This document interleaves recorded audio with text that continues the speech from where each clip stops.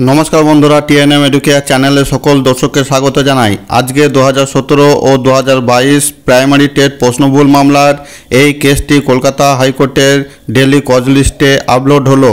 দেখে নেওয়া যাক এই কেসটি কখন এবং কত নম্বর সিরিয়ালে উঠবে। তার আগে বলি, আপনি যদি আমার চ্যানেলে প্রথম দর্শক হয়ে থাকেন তাহলে চ্যানেলটি অবশ্যই সাবস্ক্রাইব করে চ্যানেলের সঙ্গে যুক্ত থাকুন পরবর্তীতে এই মামলা সংক্রান্ত যে কোনো আপডেট পাওয়ার জন্য।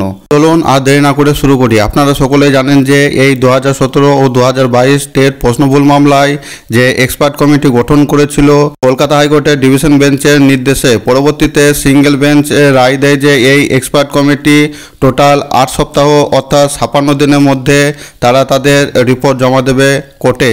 সেই মতো কলকাতা হাইকোর্টের সিঙ্গেল বেঞ্চে বিচারপতি মাননীয় বিশ্বজিৎ বসু মহাশয় টোটাল 56 দিনের সময় দেন এবং সেই 56 দিনের পর অর্থাৎ আগামী 6 মার্চ সেই তারিখ নির্ধারণ করা হয় যে তারিখে এই মামলাটি আবার পুনরায় কলকাতা হাইকোর্টে উঠবে। সেই মতো আজকে এই কলকাতা হাইকোর্টের ডেলি কজ লিস্টে আপলোড হলো। এখন দেখিনি এই কেসটি কত নম্বর সিরিয়ালে এবং কখন এই কেসটি উঠবে। আমরা এখন কলকাতা হাইকোর্টের ওয়েবসাইটে আছে আপিল সাইট, দেখুন ডেলি কজ লিস্টে কোর্ট নম্বর 19 সিঙ্গেল বেঞ্চের 5 নম্বর টেবিলে সকাল 10:30 সময় অনারেবল জাস্টিস বিশ্বজিৎ বসু মহাশয়ের এজলাসে এই প্রাইমারি টেট 2017 ও 2022 টেট প্রশ্নবহুল মামলাটি আবার পুনরায় আজকে উঠতে চলেছে সকাল 10:30 সময়।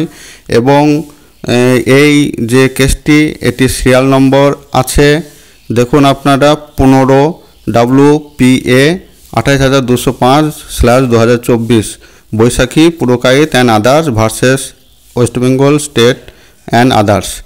এখানে উকিলের নাম হলো গোপা বিশ্বাস।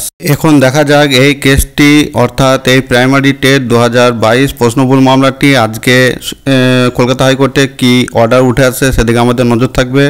আমার ভিডিওটি যদি ভালো লাগে তাহলে একটি লাইক দিয়ে চ্যানেলটি সাবস্ক্রাইব করে রাখুন পরবর্তীতে এই মামলা রিলেটেড যে কোনো আপডেট পাওয়ার জন্য। ভিডিওটি দেখার জন্য সকলকে অসংখ্য ধন্যবাদ।